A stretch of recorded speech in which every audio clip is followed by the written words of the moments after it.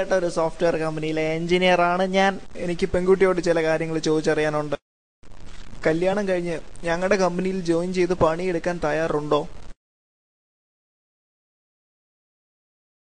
പറയൂ. വേണ്ട, ഞാൻ തയ്യാറെടുപ്പിച്ചോളാം. കുട്ടിയുടെ ടെക്നിക്കൽ നോളജ് എനിക്കൊന്ന് പരിശോധിക്കണം. എഫക്റ്റീവ് C++ എന്ന് പറയുന്ന പുസ്തകം വായിച്ചിട്ടുണ്ടോ? അല്ലെങ്കിൽ സ്റ്റീവ് മെക്കണലിന്റെ കോഡ് കംപ്ലീറ്റ് എന്ന് പറയുന്ന പുസ്തകം? അതുമല്ലെങ്കിൽ ഇൻസൈഡ് വിൻഡോസ്?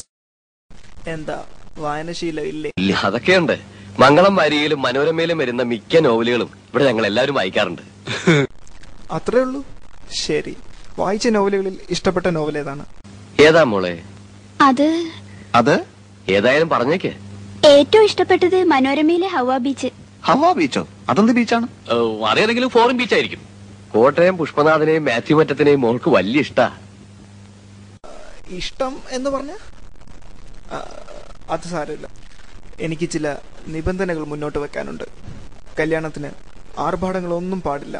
ഞങ്ങളുടെ പാൻട്രിയിൽ വെച്ച് വളരെ ലളിതമായ ഒരു ചടങ്ങ്. ഞാനൊരു നെറ്റ്വർക്ക് കേബിൾ അങ്ങോട്ട് അണിയിക്കും, കുട്ടി ഒരു നെറ്റ്വർക്ക് കേബിൾ ഇങ്ങോട്ട് അണിയിക്കും. അത് കഴിഞ്ഞ് 1/2 മണിക്കൂർ നേരം എന്റെ സുഹൃത്തുക്കൾ ക്വാളിറ്റി പോളിസി ഉറക്കെ ചൊല്ലും. പിന്നെ 1/2 ഗ്ലാസ് ചായ. ചടങ്ങ് തീർന്നു.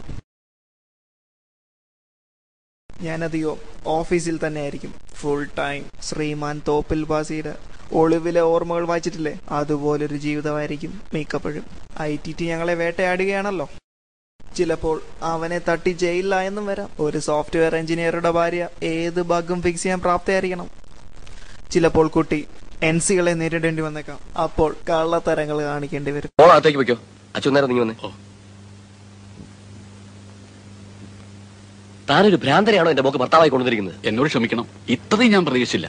എത്രയും പെട്ടെന്ന് അവനെ പിടിച്ചോണ്ട് പോയില്ലെങ്കിൽ നല്ല ചുട്ട അടി കിട്ടും പറഞ്ഞു. അയ്യോ വേണ്ട വേണ്ട, ഇപ്പൊ പോയേക്കാം. എന്നിട്ട്